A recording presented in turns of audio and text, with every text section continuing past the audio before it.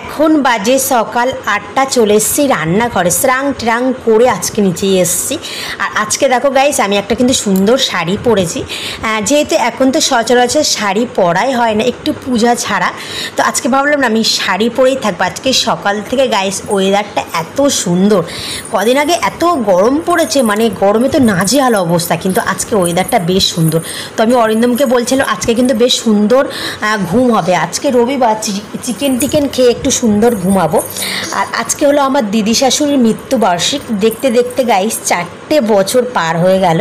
তো কীভাবে যে 4টে বছর পার হয়ে গেল চোখে নিমেষে সত্যি বুঝতে পারিনি। তো মানুষটা যখন ছিল না, খুব মানুষটা মজার ছিল জানো তো।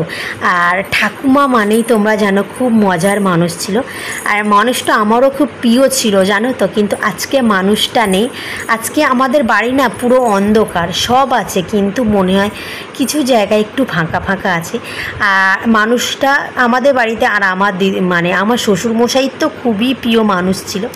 আর একটা মানে সত্যি কথা না বললেই নয়, মানে আমি এখন দেখেছি একটু বয়স হয়ে গেলে না, মানে ছেলে বৌমা নাতি পুতি কেউ না কদর দিতে চায় না। এটা প্রত্যেক বাড়িতে, মানে আমরা থাকতে মূল্য দিই না, কিন্তু চলে গেলেই আমরা আফসোস করি। কিন্তু বিশ্বাস করো আমার শ্বশুরমশাই এমন একটা মানুষ ছিল, মানে আমি বোধহয় প্রথমেই দেখেছি যে বয়স হয়ে গেলেও আমার শ্বশুরমশাইয়ের মতোই যত্ন বোধহয় কেউ করে না।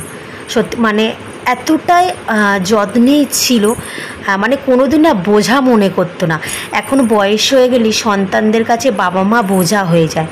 কেন কম বেশি তো দেখছি, কিন্তু আমার শ্বশুরমশাই মানে যতদিন বেঁচে ছিল একটা মানে টাকার মায়া তো করিনি প্রথমত, আর যত্নের খামতিও রাখিনি। কম বেশি আমরাও ভালোবেসেছিলাম, কিন্তু মানুষটা আজকে নেই। কথাটা বললাম কেন না, আমার শ্বশুরের খুব প্রিয় মানুষ ছিল, খুব যত্নই ছিল। আজকে মানুষটা চলে গেছে। তো এখনও পর্যন্ত আমার শ্বশুরমশাই জানো তো কোথাও গেলে আমার দিদি শাশুড়ির পিকচারে নমস্কার করে এবং বলে মা আমি আসছি।